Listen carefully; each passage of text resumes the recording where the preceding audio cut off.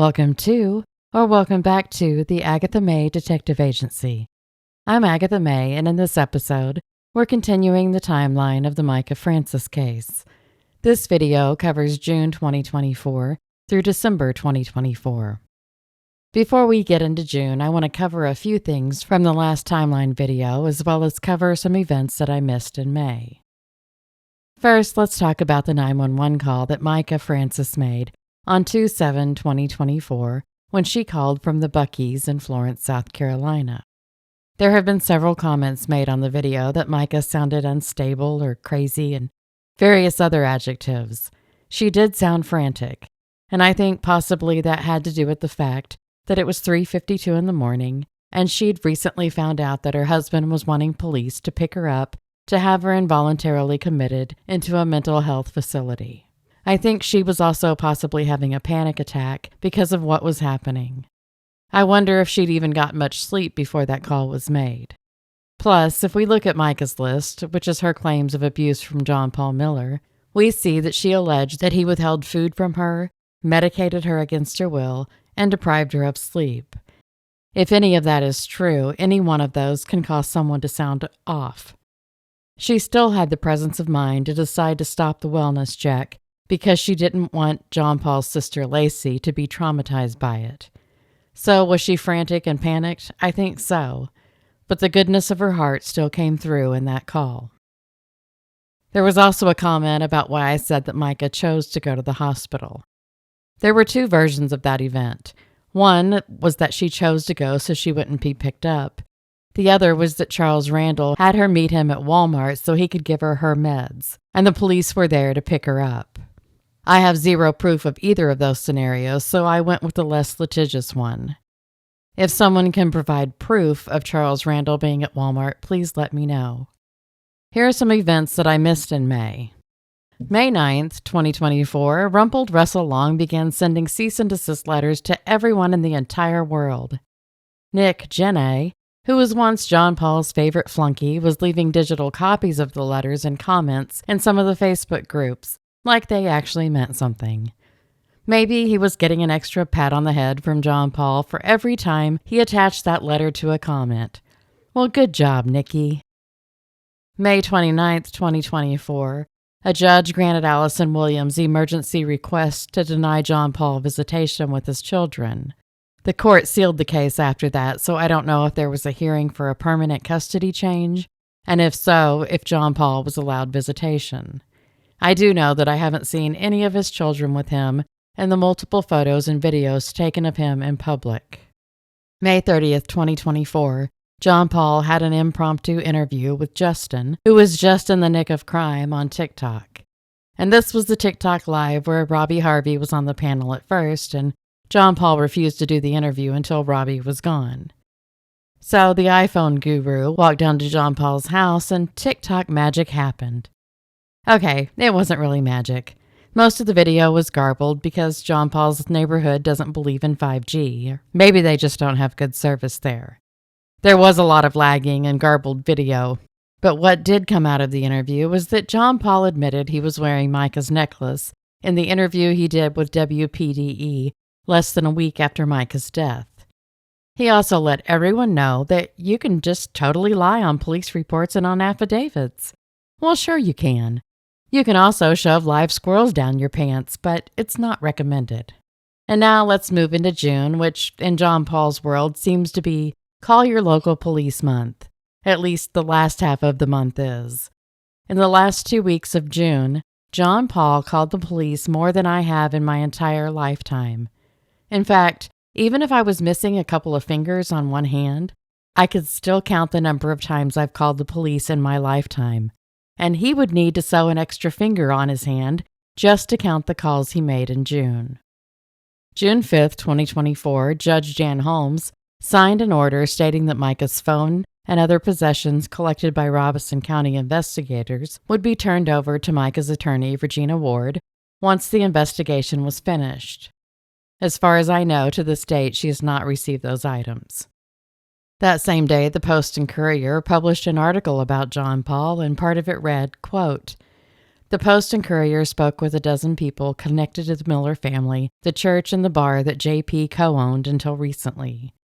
Together, they illuminate the secret life of a religious leader accused in court records of sexually molesting underage girls and abusive behavior toward women, including both of the women he married. They paint a portrait of a pastor who didn't practice what he preached.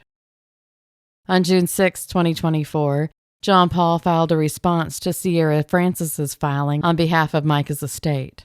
According to another Post and Courier article, John Paul was fighting the efforts of the Francis family to posthumously change Mica's last name to Francis.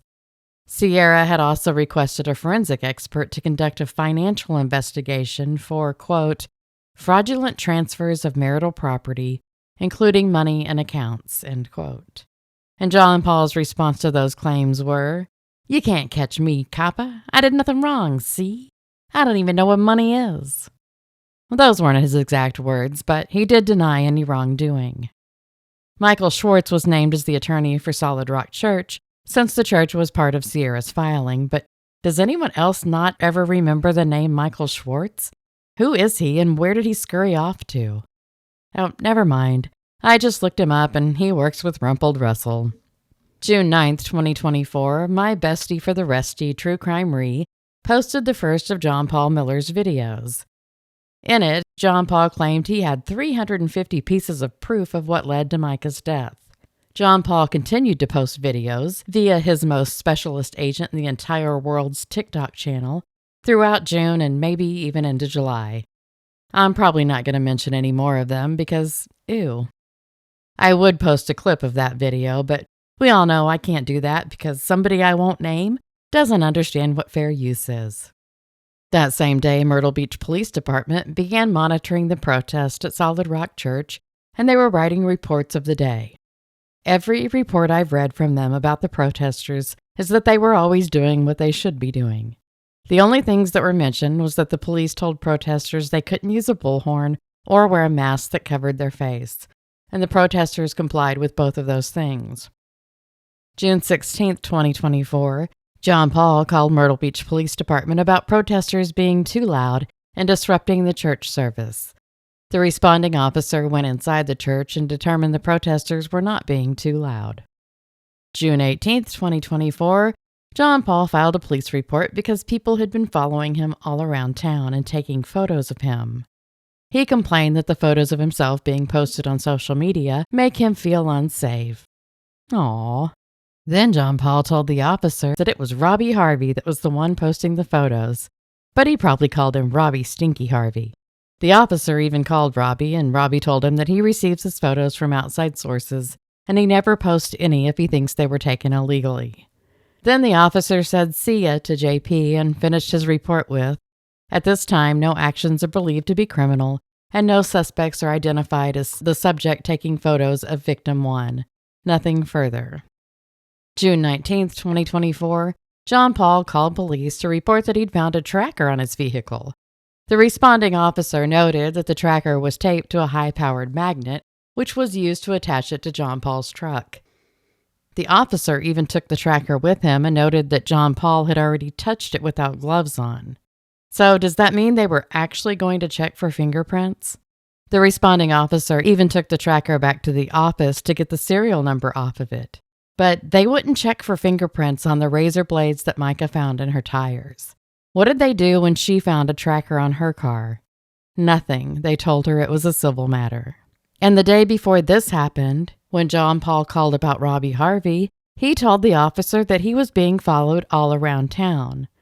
But a day later, that hadn't been happening. I think John Paul needed a flowchart to keep up with what was supposed to be happening when. June 21st, 2024. John Paul called the police. Big surprise, huh? He called to report that he found a camera in the bushes across the street from his house. And he decided to take it out of the bushes and into his house because that's what everyone should do when they find a camera pointed at their house. Just rub your grubby fingerprints all over it to obliterate any that might have already been on there. He also told the officer that he had a list of people who had been harassing him. The report closed with, "It is not known who or when the camera was placed in the bushes." Responding officer took pictures of the camera to upload to evidence.com. Victim 1 requested a report to be done for documentation purposes. Due to no further information, this case will be admin closed at this time. It sounds like John Paul kept the camera. June 28, 2024. John Paul went to the Myrtle Beach Police Department to report a libelous website regarding him and Solid Rock Church.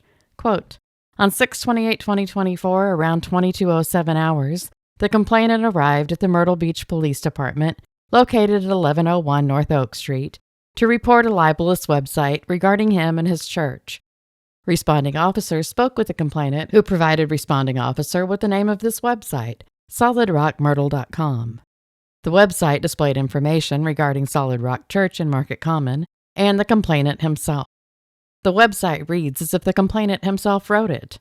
The complainant explained it is not his website, nor did he write it.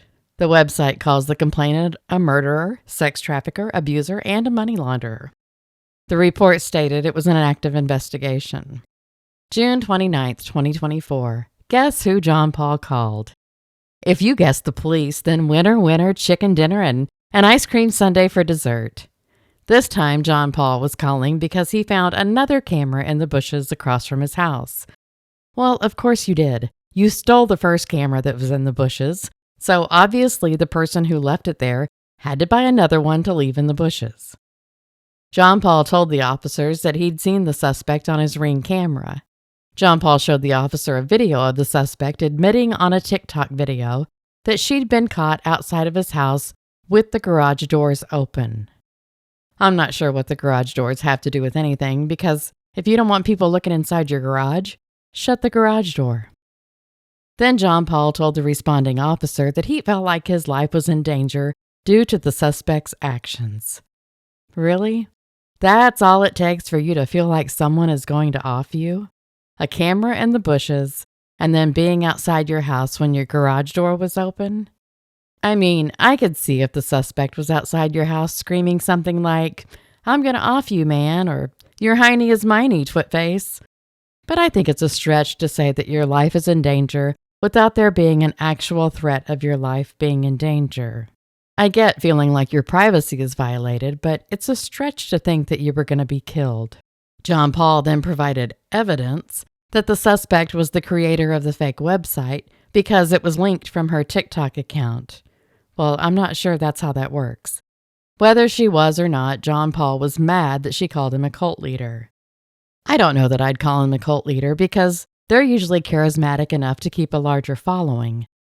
Then again, I'm not sure I'd drink any Kool-Aid he offered me either. John Paul also told the officer that his attorney had sent the suspect a cease and desist letter. Well, way to narrow it down, because your attorney sent the entire internet a cease and desist letter. And it was a cease and desist letter that had enough misspellings that he should have been embarrassed. The report ended with, the complainant requested to send the video evidence to me and offered to provide additional information regarding the suspect's online activities. Camera was submitted to evidence. Nothing further to report this time. I still have to giggle a little when I think about John Paul finding trackers and cameras and being paranoid about people following him, never realizing that the FBI was probably watching all of this unfold in real time. June 30th, 2024, Waterboy Robert Lockle, and Solid Rock Church member, sprayed 5 of the protesters at Solid Rock with a pressurized sprinkler. He claimed it was because his wife was upset. Oh, Bobby, tell your wife to find some moxie and exact her own revenge. I think maybe you used your wife as an out, and really you sprayed the protesters because you're a big baby doo-doo head. That Sunday was also the day that John Paul set off the alarm on his truck and didn't turn it off for a while. Then he pulled up his shirt in the parking lot to show the protesters a tattoo. He also asked police to investigate Faux Jesus. He then joined a TikTok live using the name Church Parking Lot and invited the iPhone guru to have a beer at his house. July 6, 2024, an anonymous woman called Myrtle Beach Police Department to report that she either heard or saw threats posted on Facebook against the pastor of Solid Rock Church, and that the threatened action was supposed to happen on July 7th. The report states that officers looked into the allegation, but there was nothing on the report about what conclusions were made about the threat. I don't know why the caller couldn't remember whether she heard the threats or read them. Does anyone else remember there being threats against John Paul that indicated they were going to happen on July 7th? And what may not be a coincidence, on July 7th, True Crime Re called Horry County Police at 8:26 in the morning to request a wellness check on John Paul because he didn't answer his phone when she called. And keep in mind, that was 7:26 her time. Horry County Dispatch, this is Ariel. How can I help you? Hi, Aria. I noticed some things online and have been trying to reach. Would you be able to do a well check? He's not responding by phone, and he's supposed to be awake and at the church. What's the address? They told me that you would have it. Okay, you don't know his address? I mean, it's all over online. It's on. All I know. Okay, what is your name? Do I have to give it? I mean, you can remain anonymous, but... I mean, in paperwork, I would like for that to be anonymous. What's the phone number you're calling from? Okay, tell me exactly what happened. Okay, so I've been in contact with him, multiple times a day, and found information online that motorcycle gang and people were going to be at the protest this morning, and they were going to put a... He showed up. So that information was given to Myrtle Beach, but he's not answering his phone, and he's supposed to be up and at the church. So I don't know if and he didn't show up to church? I don't think so. So you don't know if he did? No. I just know, he would have picked up the phone. He never has not picked up a phone call. And there's multiple people trying to reach him. Okay, I need to get his description, starting with his race, please. It's do you have it in your Okay, I'm still... computer? I understand that it's a thing, but I'm still required to ask. Okay. About how old is he? 45. Does he have any physical, medical, or mental conditions that we need to be aware of? Not that I'm aware of. Does anyone have access to any weapons? I don't know. Does anyone have a key, or can the home be unlocked remotely? I think you'd have to have a key. I'm going to put you on speaker just in case he calls or texts or something. I don't want you to waste a trip there. Okay, nothing so far. Okay, try to locate him with checking with his friends, neighbors, doctor, and hospitals. An officer will be dispatched as soon as possible. Are you wanting follow-up, or? If you could, please, just to let me know that he's safe and okay. Okay, and do you have his phone number in case the officers need to try to call it? I do. Let me give it to you. It is... Do you have any other information that we need to notate? No, just I feel like he may be in danger because of the motorcycle group. Okay. And have you checked with do you have a way of checking with the church?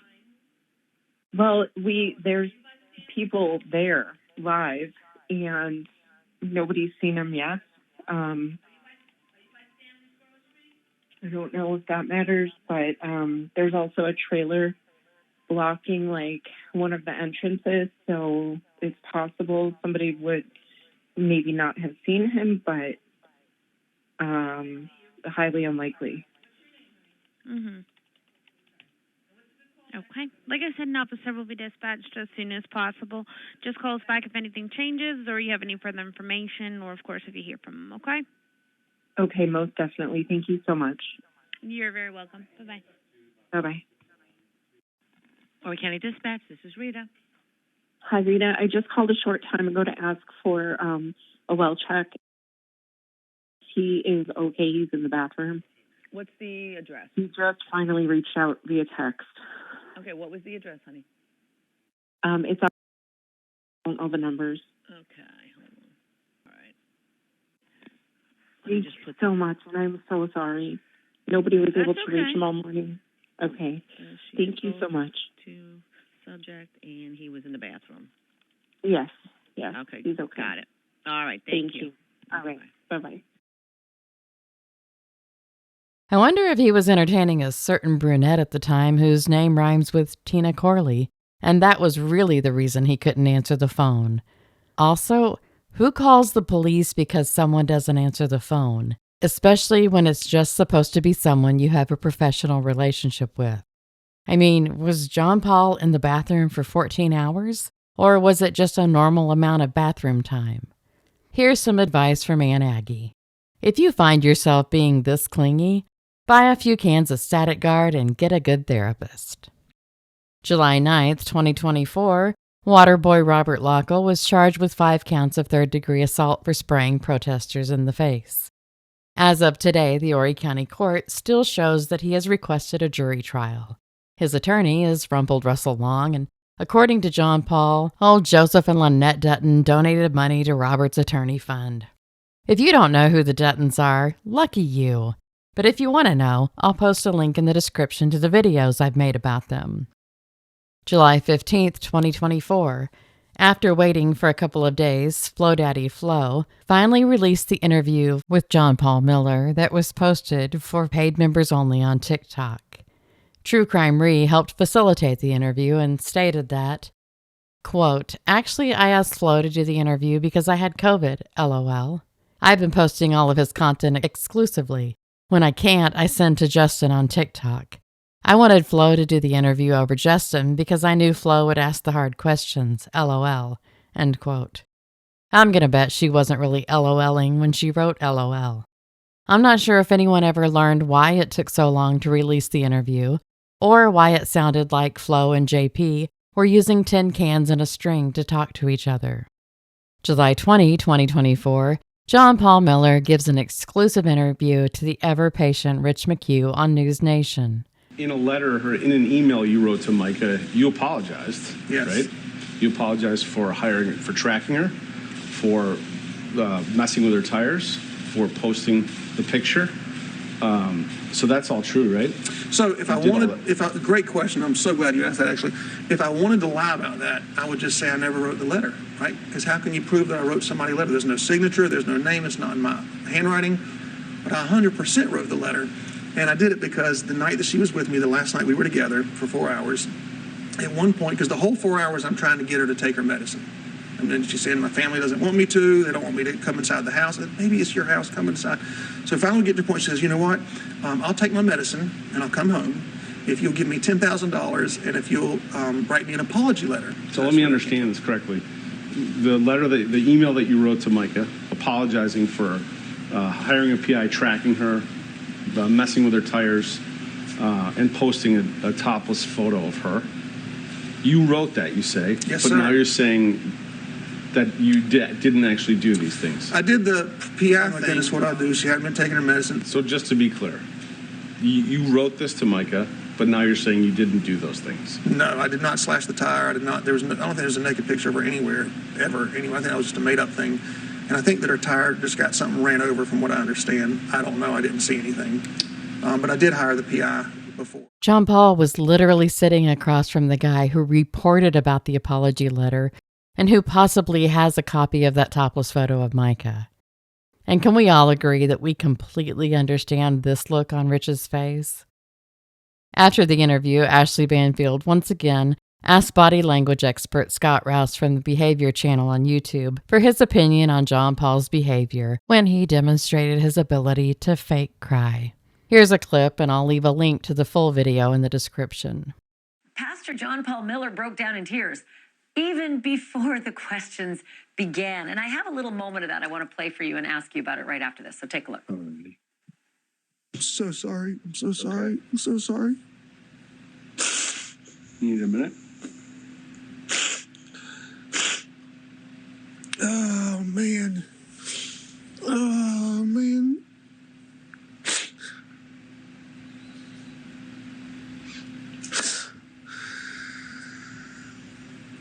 What's tripping you up? Just being able to tell. Just being able to talk about everything. Okay, Scott Ross, what's your take? All right. Well, this is sort of the pre-show because it was for the interview to set the mood, so the interviewer can see he's crying and he's upset, he's all those kind of things, right? Now, this may seem odd to when you see this, say, why would he do something like that? However, having watched a couple of these interviews on him, I'm under the impression he has a histrionic personality disorder, and what that would mean is you use your emotions to get attention. So that's what he's doing. It's the perfect example of that. It would seem odd outside of that, but if you talk to a psych person, they will tell you, oh yeah, that's histrionic personality disorder there, because he's setting the mood to say, look, I'm sad, I'm really crying a lot, so let's move on from here as I'm sad. So it's sort of a mood, it's the pre-show sad setup and something like that. It's really common.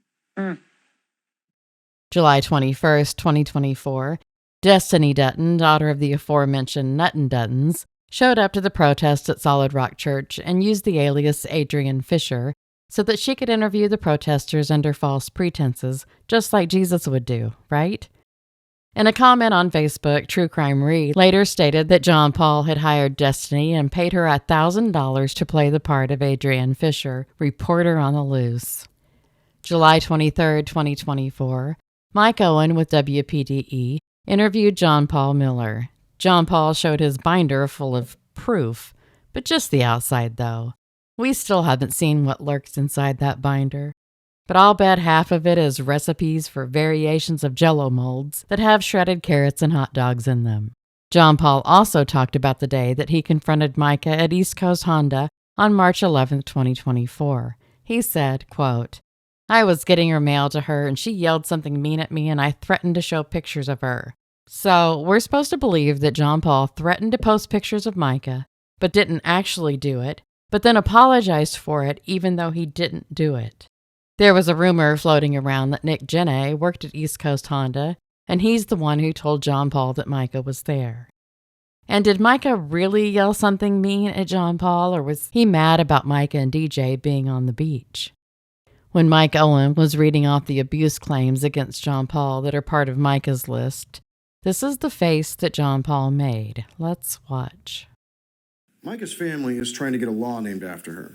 It's called the Coercive Control Bill. They want to call it Mica's Law.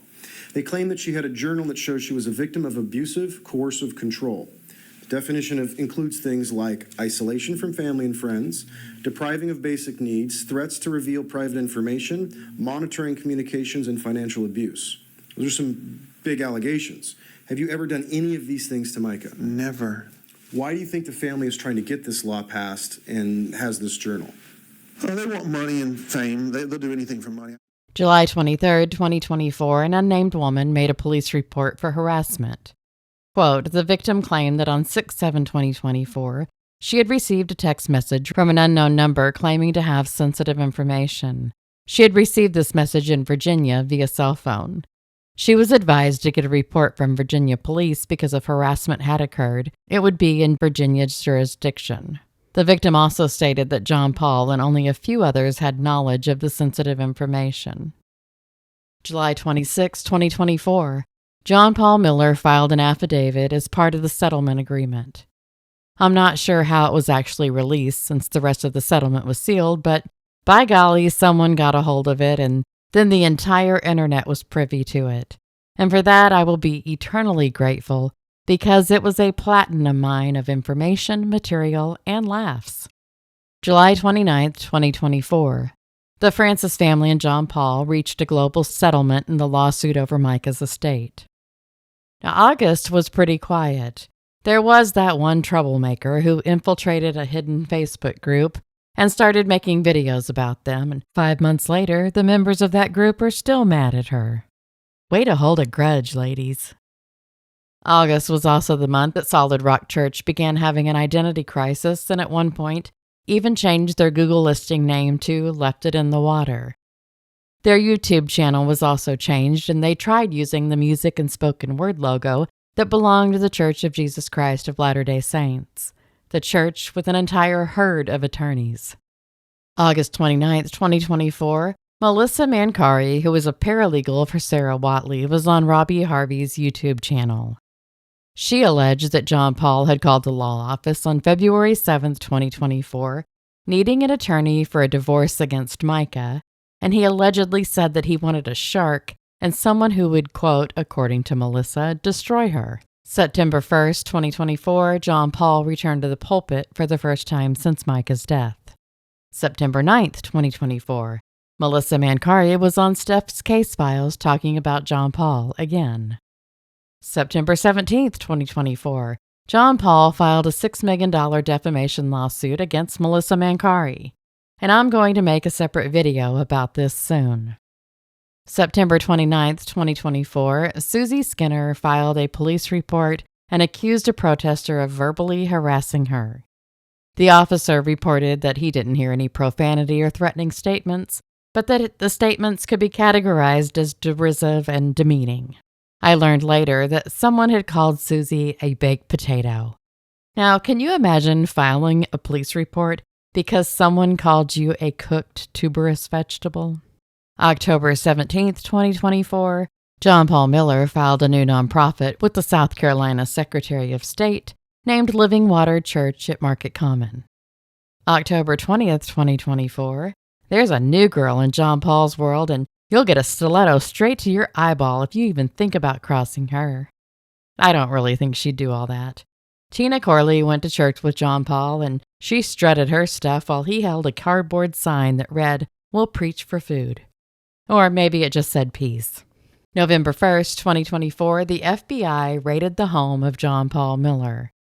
A crowd gathered across the street from his house to point and laugh.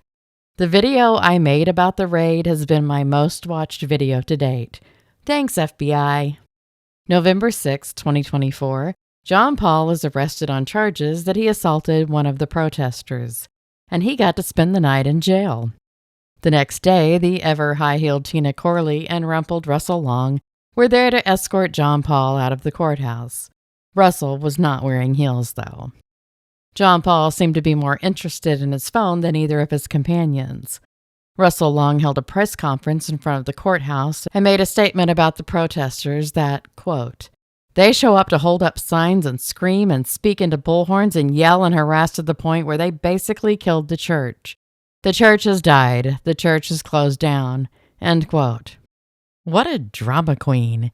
He should be on Broadway. I'll bet he knows how to tap dance. November 16, 2024, a benefit concert was held for Mica Francis. There was a drive for clothing and toiletry items to be donated to a local homeless shelter. Overall, it seemed to be a success. There was a slight glitch when Jay Bingham showed up dressed as Jesus, even though the Francis family had asked him not to. It was also reported that someone saw John Paul's son, Logan Hardy, walking around with a dog.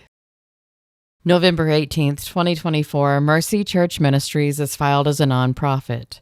Molly Fleming, John Paul's maternal grandmother, was listed as the agent. Her address listed on that filing was also that of a former teacher who worked at Faith First Academy.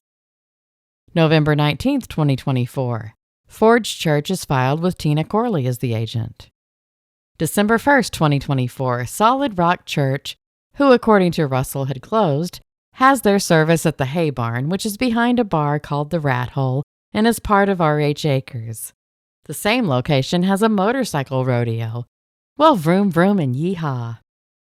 December 13th, 2024, My Tribute is filed as an LLC with the South Carolina Secretary of State, with John Paul's bestie, Mark Kaufman, now listed as the agent. I think this is the one that originally had Susie Skinner as the agent, but there have been so many new filings and different agents I can't keep up, so that could be wrong. December 28th, 2024, police and fire trucks responded to Solid Rock Church for reports of flickering lights. December 29th, 2024, police and fire trucks responded to Solid Rock Church for reports of flickering lights. Again. And so closes the year. Thank you so much for watching. Please like, comment, subscribe, as this helps my channel grow. If you would like added perks, see the link for my Patreon in the description and you can become a member there. I will be waiting probably a couple of months before making another timeline video, but I have other videos planned in between now and then. So until next time, stay safe and be happy.